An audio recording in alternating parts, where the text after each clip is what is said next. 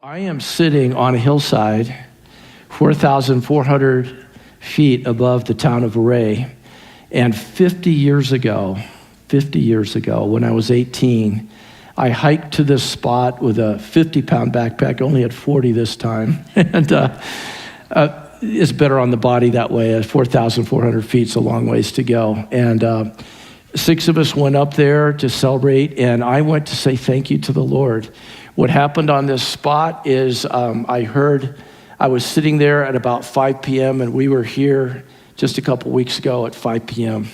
And I was sitting on that spot, and I was looking at that scenery and others, you can't see it around to the side, and saying there must have been a God to have made this.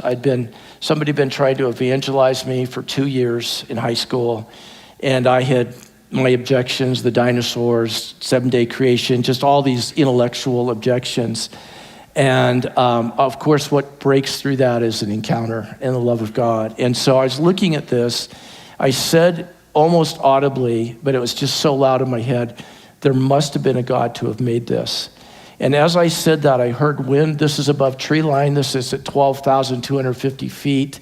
And there's trees below there. And I started hearing wind. And then the grass coming up the hill, just about 30 feet wide, no wider, much narrower than the sanctuary, just like a section, started bowing down, and the wind swirled around me, and I heard an audible voice that said, "There is a God, and I love you." And then it was dead quiet, absolutely dead quiet.